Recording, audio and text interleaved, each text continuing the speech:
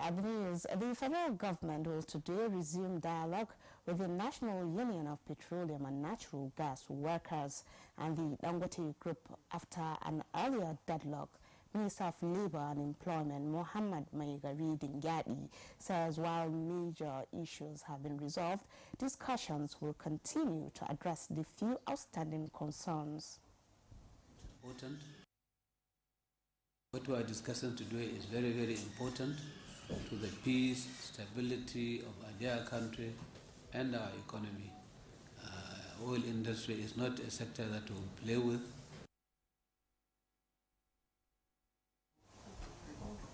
Nigeria is sending a clear message to the global oil community that its investment landscape has changed and the country is open for business. Speaking at the Engineering, Procurement and Construction Companies EPC Deepwater Investment Roundtable, Minister of State Petroleum Resources, Oil Senator Heineken Lopobiri urged the major engineering, procurement and construction companies to return to Nigeria, assuring them that previous concerns have been addressed through bold reforms and investor-focused policy shifts. Meanwhile, the governing All Progressives Congress has described allegations by the former Speaker, House of Representatives, and former Governor of Sokoto State, Aminu Waziri Tambuwal, over President Bola Tinubu's attempt to destabilize opposition parties as falsehood that cannot be substantiated.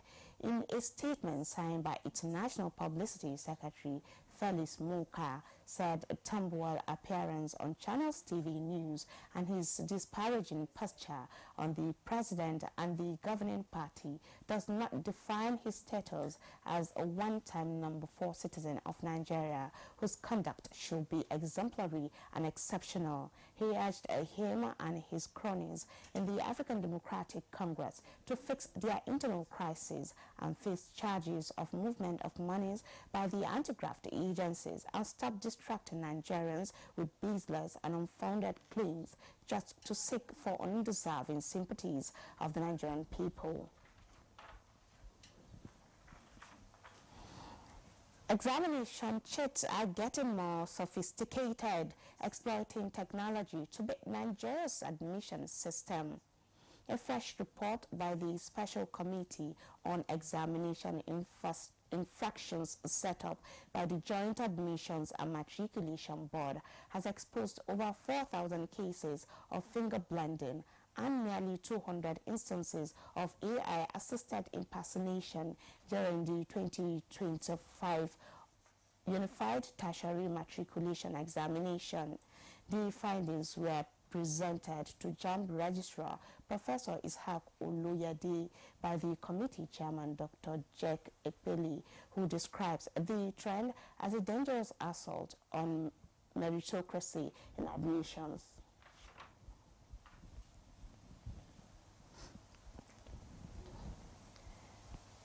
The federal government of Nigeria has taken delivery of essential maternal and newborn health commodities valued at approximately 3 billion naira. The initiative is part of President Bola Tinubu's renewed hope agenda aimed at revitalizing the country's health sector. At the official handover ceremony in Abuja, the executive director of the National Primary Healthcare Development Agency, Dr. Muyi Aina, described the move as a significant step towards strengthening Nigeria's health systems and improving maternal and child health outcomes. Meanwhile, West Africa has learned valuable lessons from Ebola, COVID-19 and Lassa fever.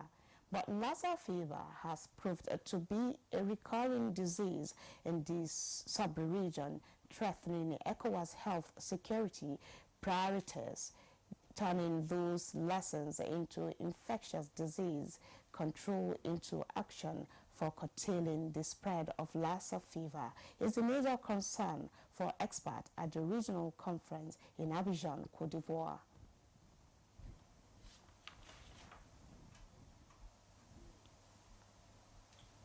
The National Identity Management Commission, NIMC, has dismissed the report that enrollment agent in Abuja collect money to falsify applicants' date of birth. In a statement, the head of corporate communications at NIMC, Kayode Adegoke, explains that all national identification number data modifications are done strictly online through the self-service modification portal and not physically.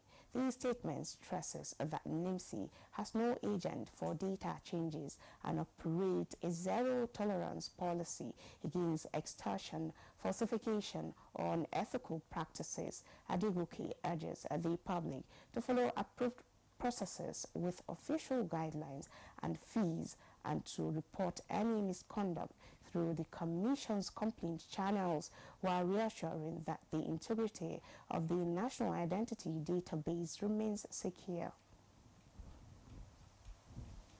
And that's the news for now. Good morning, Nigeria continues shortly with Claire and Yari after this break. Stay with us.